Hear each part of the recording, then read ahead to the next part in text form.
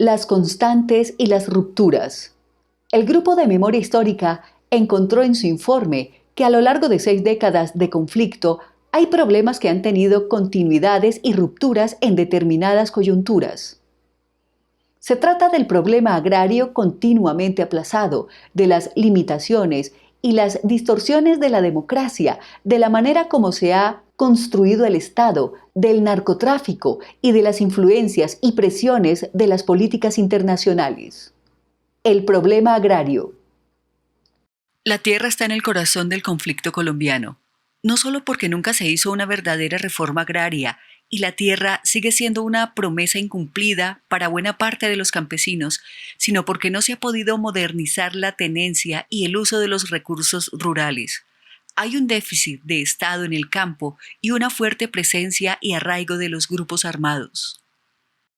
El problema de la tierra se ha ido acumulando por años. La guerra civil de mitad del siglo XX se dio en medio de frustraciones que dejó la reforma inconclusa de 1936, propuesta por Alfonso López Pumarejo con su Revolución en Marcha. La violencia bipartidista no hizo más que agudizar el problema del campo. Se calcula que 2 millones de hectáreas fueron despojadas durante ese periodo. A finales de los años 60, Carlos Lleras Restrepo se propuso sacar adelante una verdadera reforma agraria que acabara con el gran latifundio improductivo en manos de terratenientes. Quería modernizar el campo y promovió la creación de una fuerte organización campesina, ANUC. Pero en 1972, la reforma se frenó cuando en Chicoral, Tolima, los gremios del sector agropecuario y un grupo de congresistas hicieron un acuerdo que le quitó los dientes a la ley que permitía las expropiaciones. En su incapacidad para romper el latifundio, el Estado ha recurrido sobre todo a promover la colonización en la frontera agraria y a la adjudicación de baldíos como política pública. Durante la década de los 80, la expansión de la frontera agrícola se hizo cada vez mayor.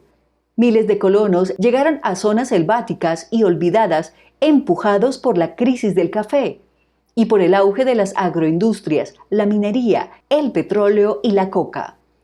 Tal fue el crecimiento de este cultivo de uso ilícito que a principios de los años 80 había 4.000 hectáreas sembradas con hoja de coca y a principios de este siglo ya eran 160.000, sobre todo en el sur del país. En estas regiones de reciente colonización, el Estado ha sido muy débil y los grupos armados, guerrillas al principio y después también paramilitares, coparon esos espacios.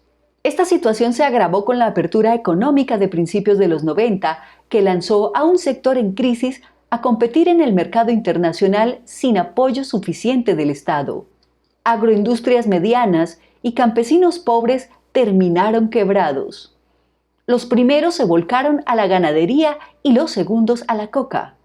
Este efecto fue reforzado por la dinámica del conflicto armado que desestimuló la inversión productiva en el campo con los costos crecientes que los secuestros, las extorsiones, los ataques a propiedades y el sabotaje que las guerrillas impusieron sobre la seguridad y la administración. A esto se sumó el apuntalamiento de un orden económico que, en el caso paramilitar, privilegió el uso improductivo de la tierra con la ganadería o la baja demanda de mano de obra intensiva con la expansión de los monocultivos. La debilidad institucional en zonas de conflicto favoreció la apropiación masiva de tierras por parte de narcotraficantes, así como el desplazamiento forzado de la población y el consecuente despojo de sus fincas, que hoy suman 8 millones de hectáreas. Esta contrarreforma agraria ha afectado de manera muy particular a las comunidades indígenas y afrodescendientes, beneficiadas con titulaciones colectivas que han sido cruciales para su subsistencia como etnias. El resultado final es que hoy Colombia tiene una distorsión de la tenencia y uso de la tierra. Usa 39 millones de hectáreas en ganadería, cuando lo recomendable sería que no se usaran más de 24, y en contraste tiene apenas 4 millones dedicadas a la producción agropecuaria, cuando podría llegar a ser 21. Además, posee uno de los índices de desigualdad más grandes del mundo en cuanto a la distribución de la tierra. A este modelo se suma la reciente expansión de monocultivos industriales y el auge minero. En este contexto, el presidente Juan Manuel Santos está implementando la Ley de Víctimas y Restitución de Tierras, que busca devolverle los predios a quienes los perdieron durante el conflicto, legalizar los títulos de propiedad en un país donde la informalidad es muy alta y, en todo caso, también buscar entregarle tierra a miles de desplazados que nunca la tuvieron. Miedo a la democracia. El miedo a la democracia ha sido una constante en Colombia y se convirtió en un incentivo para la prolongación del conflicto. En tiempos de guerra o de paz, el país ha acudido a figuras restrictivas de la participación, la protesta o la disidencia, especialmente con medidas o largos periodos de excepcionalidad. Desde 1940 hasta que se promulgó la Constitución del 91, el país estuvo casi siempre bajo estados de sitio, que significaban en la práctica un paréntesis a los derechos y libertades. A pesar de que el Frente Nacional significó una relativa pacificación del país, demostró un profundo miedo a la democracia. Al ser un pacto de rotación de la presidencia, la competencia política se vio reducida para quienes estaban por fuera de los partidos tradicionales y en ocasiones horadó la legitimidad de las propias elecciones, como en 1970, cuando se denunció un fraude a favor del candidato conservador del Frente Nacional, Misael Pastrana, y en contra del candidato de la ANAPO, Gustavo Rojas Pinilla. Ese supuesto fraude fue esgrimido por los fundadores del M-19 como el motivo de su alzamiento en armas. Este temor a la competencia política, tanto por parte de las élites como por parte de los grupos armados de derecha y de izquierda, se ha expresado de manera brutal con el asesinato de candidatos a la presidencia y a todas las corporaciones públicas. Su clímax ha sido el exterminio que han sufrido los movimientos de izquierda, en especial la Unión Patriótica, el Clan Liberal de los Turbay en Caquetá por parte de las FARC o de los miembros de Esperanza, Paz y Libertad en Urabá, también por parte de esta guerrilla. La estigmatización y criminalización de la oposición política ha hecho mella en la democracia. Durante el Frente Nacional y hasta finales de los años 80, la adscripción anticomunista de las fuerzas militares les imprimió un sesgo político que, en medio de la excepcionalidad legal que imperaba, hizo que muchas personas de la izquierda, aun los que no estaban vinculados a grupos insurgentes, fueran allanados, detenidos, vigilados, torturados, amenazados, exiliados y, en ocasiones, desaparecidos o asesinados. Si bien la nueva Constitución estableció garantías para que eso no ocurriera, la continuación del conflicto armado no solo impidió que esas garantías permanecieran vigentes, sino que agudizó la estigmatización.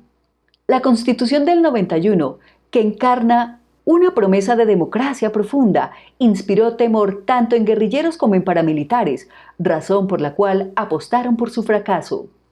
Las guerrillas manifestaron ese temor, arrasando con el Estado en las regiones, con el secuestro de alcaldes, la destrucción de los bienes y obras públicas, las masacres a concejales y a los funcionarios del gobierno. Los paramilitares, por su parte, capturaron las instituciones del Estado a punta de fusil. Manipularon las elecciones en muchas regiones para apoderarse de todo el sistema político y eliminar a cualquier contradictor. También es evidente que actuaron con la complicidad por acción u omisión de importantes sectores de la fuerza pública, la justicia y las instituciones, incluso a nivel nacional. En algunas regiones, estas alianzas han sido de largo aliento y se niegan a desaparecer. Tanto guerrillas como paramilitares han instrumentalizado las instituciones y mecanismos de la democracia. Las elecciones, por un lado, pero también los espacios de participación social, la protesta y los movimientos sociales como juntas comunales y sindicatos.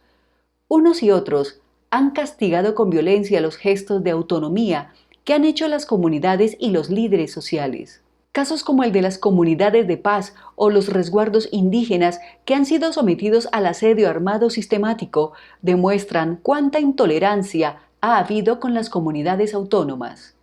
En síntesis, La democracia ha sido vista por todos los actores armados tanto como una oportunidad para posicionarse como una amenaza para sus planes de guerra. Todos han combinado las diferentes formas de lucha, mezclado peligrosamente la guerra y la política. Por eso, la gran víctima de este conflicto es la propia democracia. El narcotráfico. El narcotráfico se imbrica en el conflicto armado a principios de los años 80 como aliado, financiador y promotor de los grupos paramilitares. Al mismo tiempo, se involucra como proveedor indirecto de recursos para las guerrillas, en particular para las FARC, con el pago de gramaje por los cultivos y laboratorios. Progresivamente, y de la mano de los paramilitares, el narcotráfico entraría a ser parte directa del conflicto.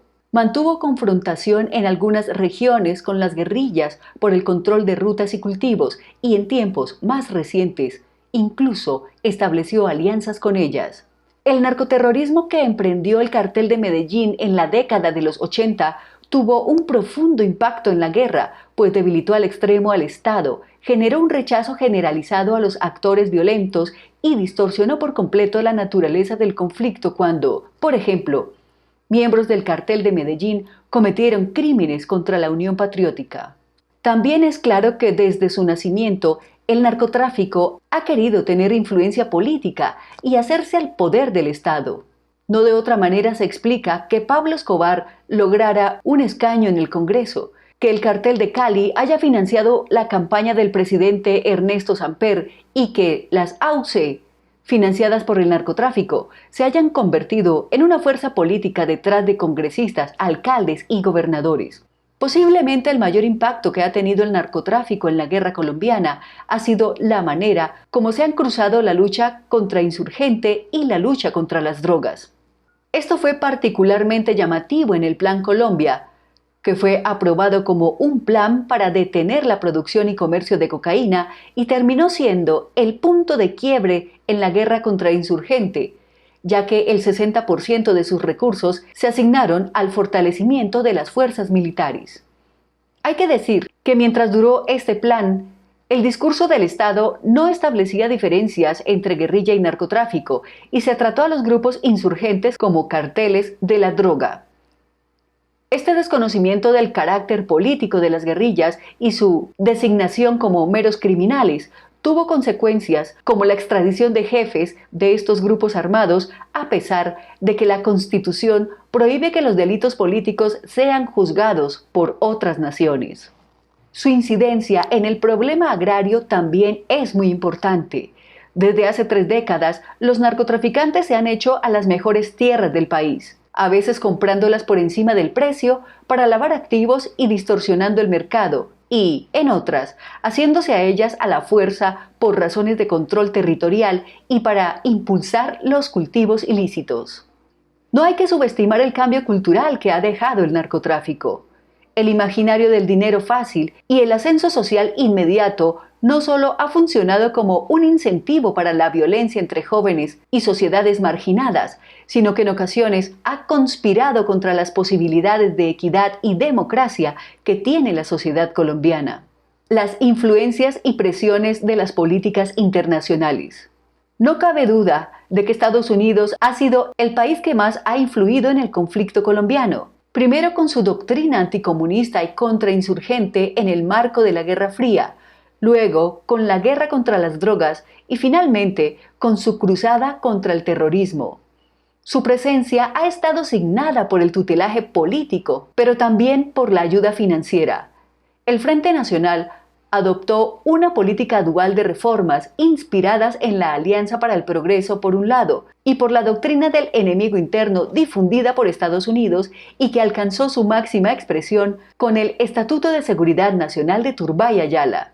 En los años 80 fue indudable la influencia de Ronald Reagan con sus teorías contrainsurgentes que derivaron en la creación de grupos paramilitares en todo el continente.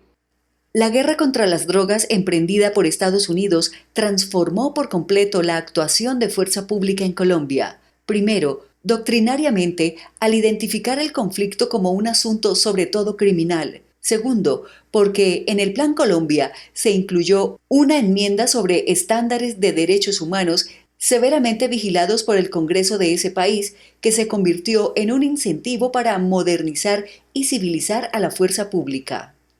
Finalmente, la lucha antiterrorista que emprendió Estados Unidos desde el año 2001 sirvió de telón de fondo para clausurar durante un largo tiempo las posibilidades de negociación con la guerrilla y leer todos los actos insurgentes en clave de terrorismo, sin negar que tanto guerrillas como paramilitares hubiesen incurrido en actos de esta naturaleza. Del otro lado, las corrientes revolucionarias y socialistas han influido de diferentes maneras en los grupos insurgentes. La Revolución cubana fue la inspiración inicial de todos los movimientos guerrilleros, pero puede decirse que es el triunfo de los sandinistas en Nicaragua en 1979 el que marcó definitivamente a los rebeldes, pues les mostró la necesidad de ampliar las bases sociales de la revolución y les ilusionó con la posibilidad de tener insurrecciones populares, en combinación con la guerra popular prolongada.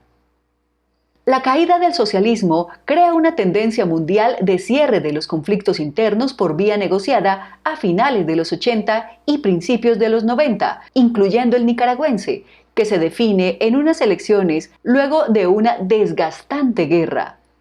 Parte de la insurgencia colombiana se reincorpora a la vida civil en el entendido de que ya no hay apoyo internacional para la lucha armada. Por otra parte, las FARC y el ELN se separan por largo tiempo de cualquier corriente internacional, hasta principios de este siglo, cuando nuevas tendencias socialistas se imponen por la vía electoral en varios países de América Latina. La influencia externa también ha sido muy importante para contener los efectos nefastos del conflicto. A partir de los años 90, la agenda de derechos humanos, tanto de la OEA como de la ONU, del Departamento de Estado de Estados Unidos y de la Unión Europea, así como de las organizaciones de derechos humanos internacionales, han sido cruciales para dar soporte a las víctimas, hacer visible la tragedia que ha significado la guerra para los civiles, luchar contra la impunidad y fortalecer las instituciones. Igualmente, el Estatuto de Roma, vigente desde 2002, y la internacionalización de la justicia en casos de crímenes de guerra y de lesa humanidad han significado cambios importantes tanto para el Estado como para las guerrillas y los grupos paramilitares. La implementación de la justicia transicional durante los procesos de negociación con los grupos armados es un efecto directo de esta nueva realidad. La fragmentación del Estado. Más que ausencia del Estado, lo que ha habido durante la guerra en Colombia ha sido un Estado fragmentado y débil, tanto en lo territorial como en lo institucional. La fragmentación puede notarse en las tensiones que ha habido entre poder civil y militar en ciertas coyunturas claves para el conflicto, por ejemplo, durante los procesos de paz de Belisario Betancur y Andrés Pastrana. Esta relativa autonomía militar, aunque formalmente quedó superada con la Constitución del 91, aflora todavía y no se ha resuelto de manera definitiva. Otro dilema que ha enfrentado el Estado a lo largo del conflicto tiene que ver con la debilidad regional y local, especialmente en zonas alejadas de los centros del poder. En estos años de guerra, el centro del país vio cómo se fortalecieron sus instituciones, mientras que en la periferia subsistieron los problemas de gobernabilidad, la corrupción y la falta de legitimidad. El supuesto de que la descentralización ayudaría a cohesionar el país en medio de la diferencia y la diversidad ha sido saboteado por los actores del conflicto. La brecha entre el sector más integrado del país y el resto parece ser muy profunda aún.